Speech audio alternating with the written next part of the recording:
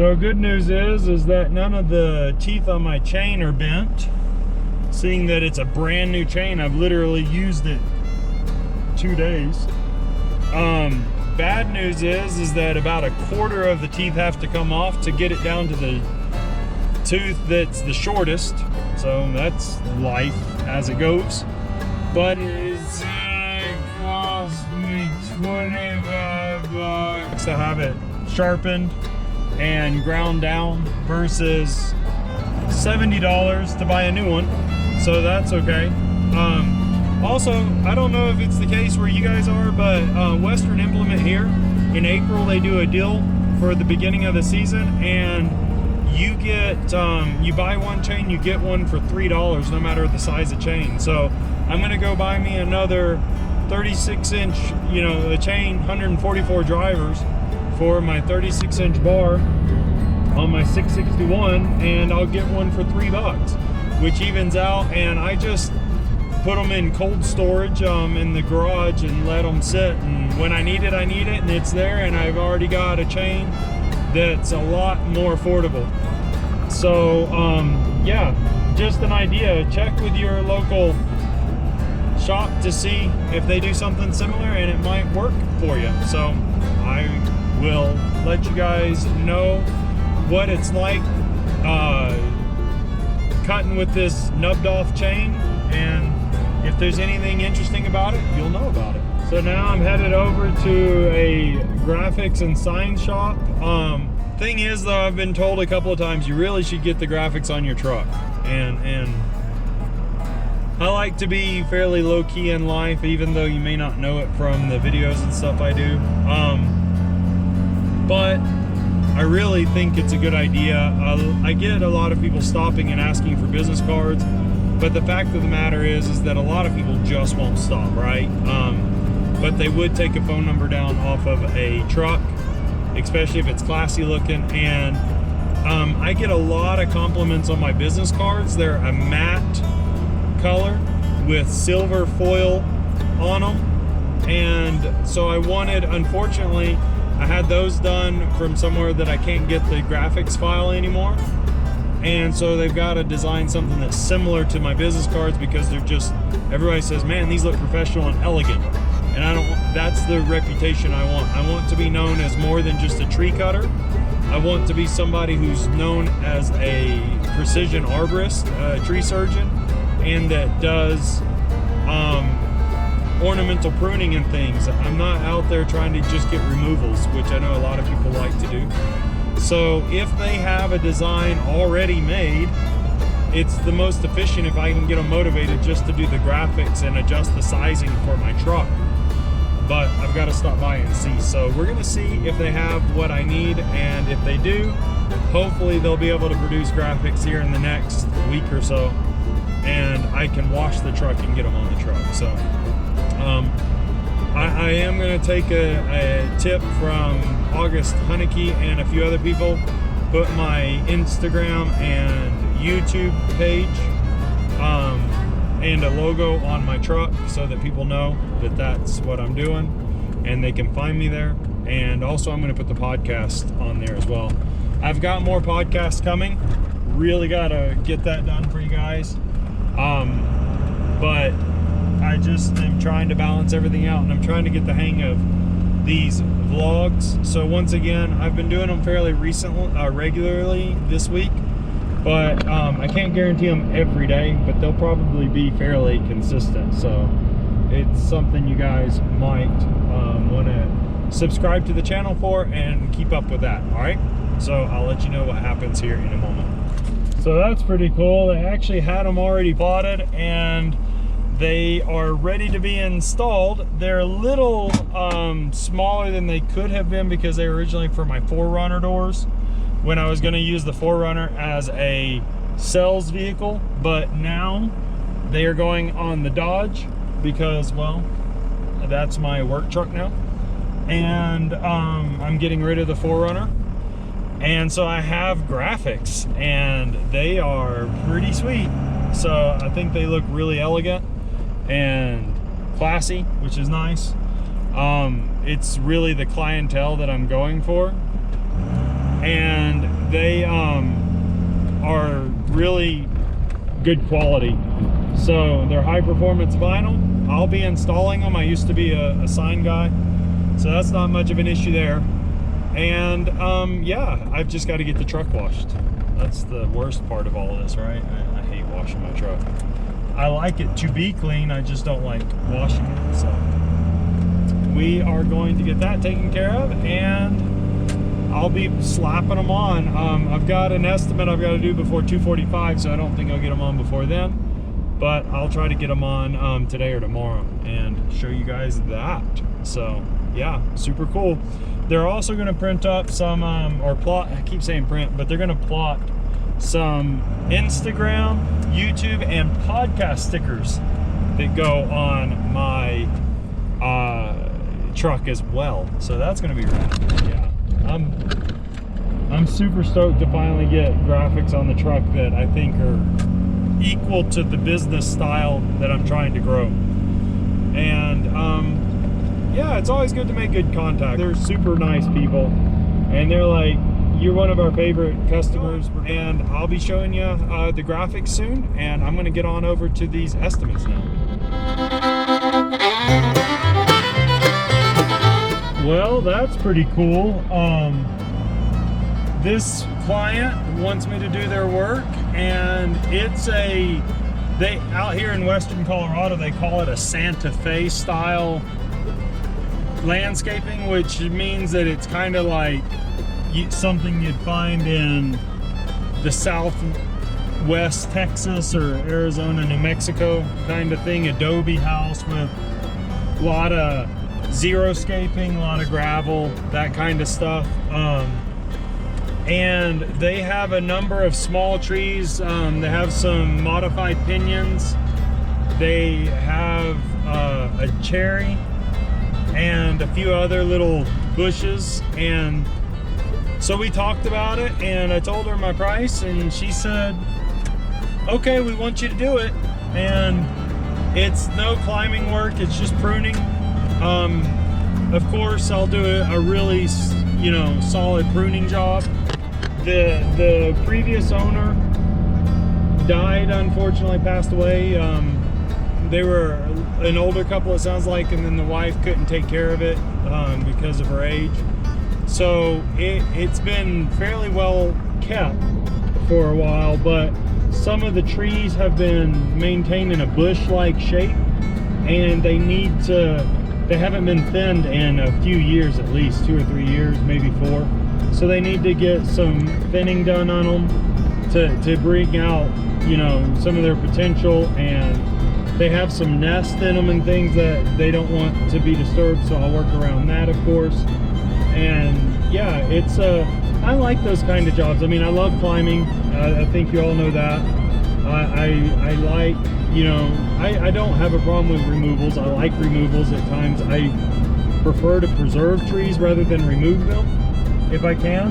And I really like this ornamental pruning stuff as well.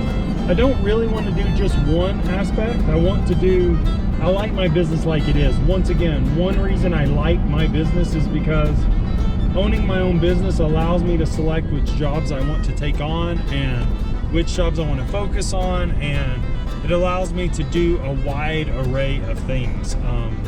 So yeah, it's pretty neat. I'm looking forward to that job. So that one won't be this week, but the following week. And I will be out here trying to get their trees all shaped up and in good health and help them out. So that was a really, really good estimate. I enjoyed that one. And client, she was super nice, super willing to talk, and she shared some of her experiences in life and things, which is really, for me, that's always awesome too.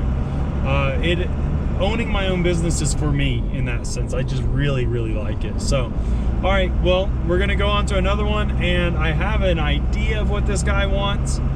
Problem is, I'm not gonna do what I think he wants. I'm gonna look at the tree, and then I'm gonna have to talk to him, and we'll see if it's something I'm willing to do, because I think he wants me to top it. It's a beautiful maple.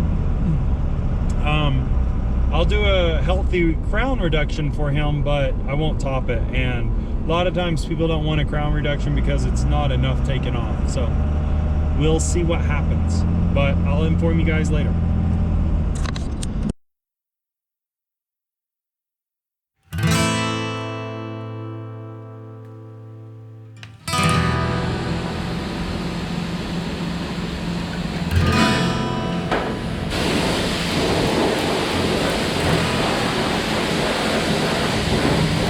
So just got the truck washed, as you might have noticed, and so I thought I'd kind of talk real quick about this truck that I have and what kind of the deal is with these trucks, because if you've gotten and priced one recently, you'll know that they're not super cheap.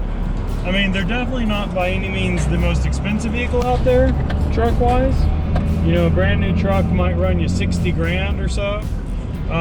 This truck I bought, it's a 2008, has 212,000 miles on it at the time, and it cost me $8,500, and plus tax, you know, sales tax and all that stuff. But that was the sale price from the owner. Now this is the Cummins 5.9 turbo diesel 24 valve, and if you bought this same exact pickup, same truck, but in gas version, you would have probably only paid, I don't know, $4,000 or $5,000 for it, maybe even less. I've seen some as low as like $3,200 or $2,800. So if you notice, it might have been hard because I haven't looked at the video of me walking around it, but it has some nicks and rust, and not terrible rust, but surface rust and dents in it, and it's not perfect by any means. The driver's seat has the upholstery and the cushion torn off here. So why pay so much for this truck? Well, you're not paying for the body cosmetics or anything like that. You're paying for the drivetrain. That's exactly it. You're buying this truck because it has a diesel that is fairly economical. When I bought the truck, they had used it for highway mileage, and it was 22 miles per gallon on the eco register, or you know, their electronic registry thing. Now I'm down to like 14 hauling trailers and everything in town, but it still gets a lot better than my other vehicles have gotten, and it's fairly bulletproof. It's not that it doesn't have its problems. In fact, I bought the truck and then like a week later I had to replace the positive battery cables, and one of them, the one that goes from the fuse block to the main terminal, you can't buy from anybody else except for Dodge, which cost me $300. And to have that terminal, all that put in by a diesel mechanic, and make sure the computers were good and everything like that, was, I want to say, $600 or so. Now also you have a ECU in this truck and a PCM. Interestingly enough, the ECU you can buy if one goes bad, but the PCM you cannot buy any longer. You have to like mail it off, and then somebody has to repair it for you, solder and whatnot, or you have to buy one from a junkyard or whatnot. So this truck is not without its quirks and aspects of difficulty for being an older truck. But many people have literally worn out the chassis of their truck with this motor, and then bought another truck and swapped the drivetrain into the other truck, and continued on and had close to 500 or over 500,000 miles on this motor. One thing to keep in mind is that often this drivetrain, the transmission needs to be updated and rebuilt, and needs things like the servo motors replaced and that kind of stuff. So at around 200,000 miles, that's something that needs to be done, and this one was done. Of course, you have your diesel maintenance, oils and fuel pump kind of stuff going on. That's its own challenge for sure. Price wise, diesel stuff is just more expensive overall, but this truck here, it sounds good, it runs good. This one's four-wheel drive. the steering on this is kind of floaty. It kind of goes across the road here and there, and a upgraded or better steering dampener will help, which I need to do. But also there is a update kit for the steering from this year model 2000, what I want to say it's like 97 to 2001 or something. You can update that steering, which this truck is in that generation, which is, this is a second generation, I want to say. And you can put a third or fourth generation, I don't remember. I think it's 2009 and up. You can put that steering kit, like the drag link, the center link, the tie rod ends, all that on this one, and it helps take care of that floating issue that you get with these that wander on the road. When I bought this, my friend who's a diesel mechanic, he told me driving these Dodge is like, it's a workout, and he's right. You're always kind of shifting back and forth. But man, it hauls well. This thing has decent brakes, and I mean, I have a brake controller, so that helps a lot. But yeah, it has decent brakes. This one, surprisingly, most of the stuff inside works. And you have to watch out if your radio and your dome lights and your OBD2 port or OBD port, I don't remember which one it is, isn't working. You need to check and find this little hidden obscure fuse on the side of your dashboard that I forgot what it's called. I'll have to look it up if you guys want to know. But it's a little fuse that's inside a little box that you have to open the lid to, and that's what controls all of that. And that's what you need to find for you to get access or get your dome lights and your dash, your radio and OBD reader port back up and running. If that has occurred, more than likely some wiring is bad, and you need to look into that as well. So that's just a little bit of an overview on this truck. If you buy them, they maintain their resale value as long as they're within relatively good condition. If you keep maintenance on the diesel and transmission, axles, differentials, and all that, you're going to be able to sell it for something significant, because, well, everybody wants the truck, and they're just such a solid motor and tranny combination. So yeah, that's why I bought the truck. And I have an 8-foot bed on this one, and it's considered the crew cab, but there's another name for it. I forgot what they call it, a quad cab I think they call it, because this is the suicide doors. It's not the 4 independent normal doors that open, and the back doors aren't quite full size. I want to say they're like 3/4 or something like that. So I think they call it the quad cab is what they call this. And yeah, there's a little bit of an overview of this truck. I have my graphics, and the truck is now washed, so I'm going to see about putting them on here, and then I'll show you what I have gotten done. Well, as I told you, I was getting the graphics today. They already had them printed up. Here it is. I'm missing the Montrose here because they evidently had these, as I mentioned earlier as well, plotted for some time. The problem when you plot and you leave them standing for a while is that the masking paper adheres really strongly to the vinyl. So as a general rule, companies try not to plot stickers that are gonna, vinyl stickers that are gonna be applied way later. They want to do it sooner rather than later, because that bond between the vinyl and that masking paper gets really, really strong. And what happened is, with these very, very thin serif fonts like this in Montrose, which I'll show you on the other side, is even thinner, it has a hard time adhering to the substrate and coming off of the masking paper. So this is what it looks like though. And I didn't put it like traditionally in the center of the door, so technically it's not centered height-wise between this body line here and this one here.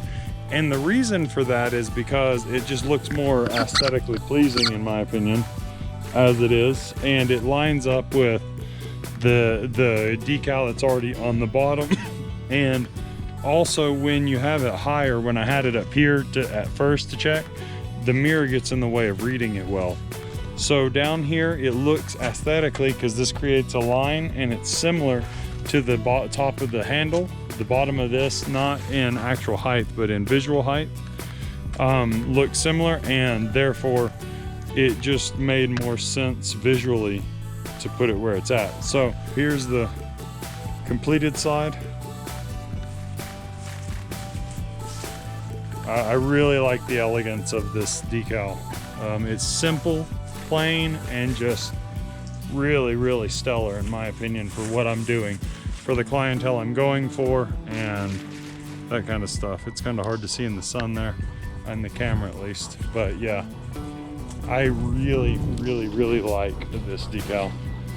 So I'm glad that they made them, and I'm glad that I have them on the truck. It's big enough to draw attention, but not too much attention and not overbearing. And I'm not a high key guy. I don't like stickers all over everything that are, I'm very selective. So yeah, I like it. I like it a lot. So that's it for today. I'll see you guys in the next one.